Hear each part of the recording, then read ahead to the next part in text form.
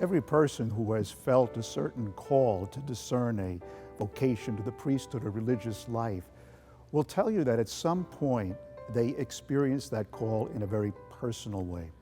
And if you look at the way Jesus called his first apostles, he never did it by sending a delegate. He never did by sending a mission or not even a letter. He chose to call each person individually and personally, each by name.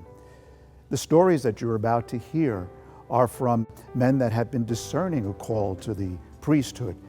And you'll see in each of these stories that they're all very, very unique, but each and every one of them in some stage of their development, in some stage of discernment of that call, will tell you that they've experienced this coming to them personally. Perhaps it was through another person, somebody else's example, maybe an experience that they had, but unmistakably there was that sense that the Lord was calling me by name, individually, as he may be calling you.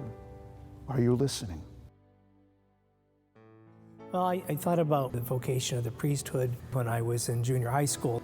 I actually went as far as visiting a seminary to see about going to a high school seminary, and frankly, the idea did not sit well with me at the time, and I sort of put it back in the box. But when I went away to college, I fell in love with a beautiful woman and got married. I had 3 wonderful kids. Marilyn died about 10 years ago, and after she passed away, I began to ponder whether or not God had been calling me to the vocation of the priesthood at that stage in my life. There's no doubt in my mind that when we got married, that was the right thing to be doing. But this was a different time, a different spot in my life, and I began to think that God was asking me for something else. I think when people come to their vocation as their second career and they're concerned about the timeline or their ability to go back to school, or are they holy enough to do this given the life that they've lived, I think I remind them mostly of the fact that God calls as God calls when God calls. The most important question is to decide whether or not God is calling you or you just think this is something you should be doing.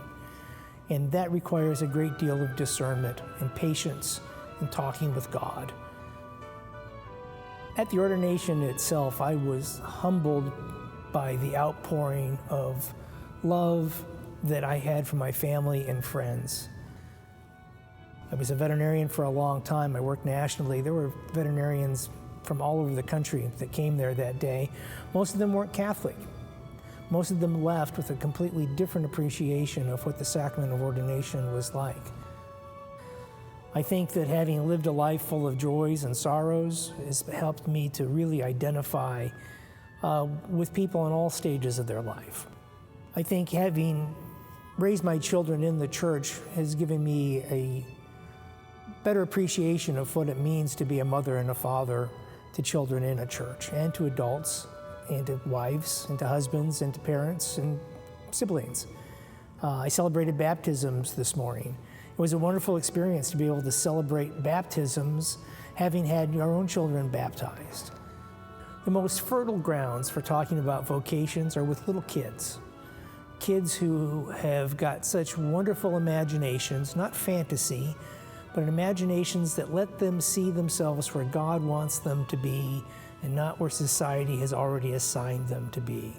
So I think early talks about vocations with kids that are kind and generous and caring and selfless and have all the virtues, and plant that seed. It may be like it was for me, a seed that was meant to blossom and grow much later in life.